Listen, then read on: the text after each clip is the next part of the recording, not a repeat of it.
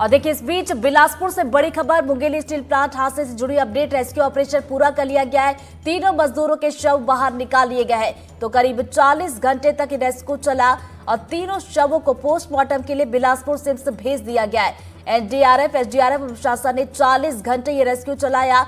तो एक बड़ी अपडेट सामने निकल कर आ रही मुंगेली स्टील प्लांट से जुड़ी हुई, जिसमें देखिए रेस्क्यू ऑपरेशन जो चल रहा था 40 घंटे तक करीब ये रेस्क्यू ऑपरेशन चला और उसके बाद जाकर मजदूरों को बाहर निकाला। लेकिन दुख की बात है कि तीनों मजदूरों के शव बाहर निकाले गए हैं। तो 40 घंटे तक ये रेस्क्यू चला। एनडीआरएफ, एसडीआरएफ और जिला प्रशासन की टीम मौके पर मौजूद थी और लगातार कोशिश की जा रही थी कि जल्द से जल्द मजदूरों को बाहर निकाल लिया जाए, लेकिन शायद देर हो गई और 3 मजदूर, उनके शव यहां से बाहर निकले हैं, जिन्हें बिलासपुर सिम्स भेज दिया गया है।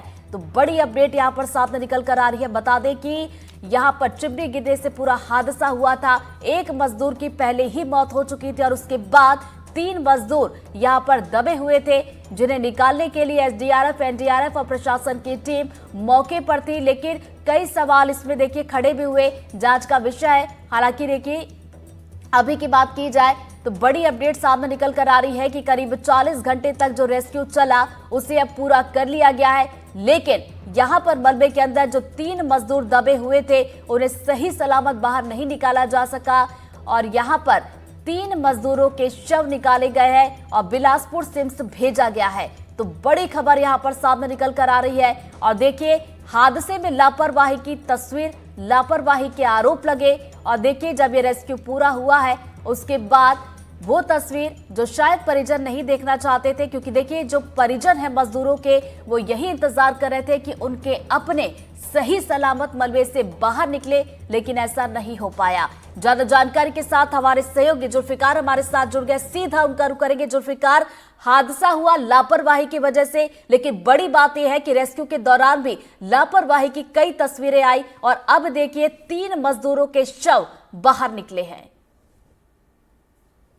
जिस तरीके से ऑपरेशन चल रहा था उससे पहले ही आशंका व्यक्त की जा रही थी कि जिस जो लोग दबे हुए हैं, जितनी पहले संख्या ज्यादा आ रही थी, फिर उसके बाद जब लोगों की काउंटिंग की गई तो ये कहा जा रहा था 3 से 4 लोग उसमें दबे हुए हैं। तो उसके बाद से जिस तरीके से ऑपरेशन चल रहा था और जो ऑपरेशन में लगी हुई जो क्रेन थी उसके पहले केबल टूटना, फिर एम्बुलेंस खराब वहां पे पहुंचना और इस तरीके की व्यवस्था न कर पाना, क्योंकि 40 घंटे का ऑपरेशन बहुत लंबा ऑपरेशन होता है। ये ऐसी जगह पे ऑपरेशन है क्योंकि देखे वो फैक्ट्री में जो साइलोस था, जो बड़ा सा कंटेनर होता है, वो टूट कर गिर जाता है और उसके नीचे मजदूर मौजूद रहते हैं। लेकिन इसके बाद जिस तरीके से जिला प्रशासन ने काम करना शुरू किया, तो कहीं ना कहीं इस बात को लेकर अंदेशा व्यक्त किया जा रहा था कि इसमें देरी हो रही है और देरी का खामियाजा भुगतना पड़ता है। और अंत में जब 40 घंटे के बाद ऑपरेशन कंप्लीट हुआ और वहां से साइलोस को और मलबे को हटाया गया, तो उस धर से 3 शव बरामद किए गए हैं। और इसके पहले भी अगर देखें तो जब हादसा हुआ था उसके तुरंत बाद जो घायल व्यक्ति को रेफर किया गया था और उस अस्पताल पहुंचते पहुंचते उसने दम तोड़ दिया था। तो अब इस पूरे मामले में अगर देखें तो 4 लोगों की अब तक मौत हो चुकी है।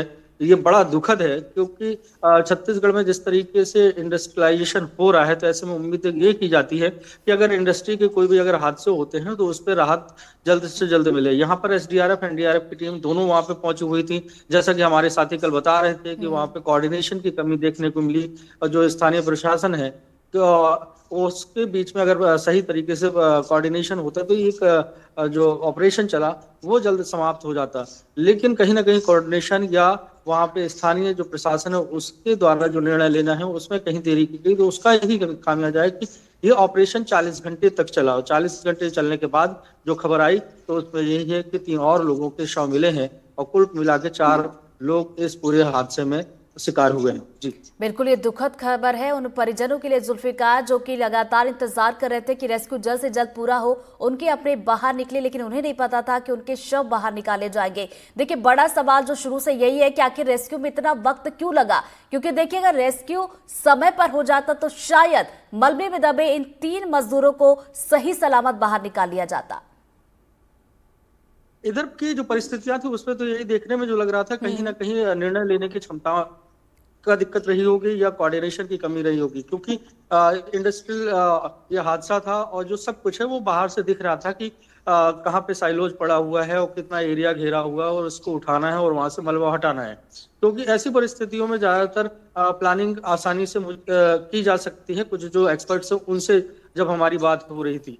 लेकिन अगर मान लीजिए ग्राउंड के अंदर अगर कोई ऑपरेशन करना होता है तो वहां पे प्लानिंग करना मुश्किल होता है कि अंदर क्या परिस्थितियां हैं, किस तरीके से है और वहां से कैसे उसको ऑपरेशन किया जाएगा। जैसे बोरवेल वाले अगर कांड होते हैं उसमें किसी के गिर जाते हैं, लेकिन यहाँ पे अगर देखें तो जो गिरा था वो साइलो जमीन के ऊपर है, उसको साफ साफ देखा जा सकता है, उसके आसपास क्या क्या है वो तमाम चीजें पता है। ऐसी परिस्थितियों में उसको उठाना है और वहां से जो क्रेन्स वगैरह हैं उनका उपयोग करना है, जो अत्याधुनिक मशीनों का उपयोग करना है।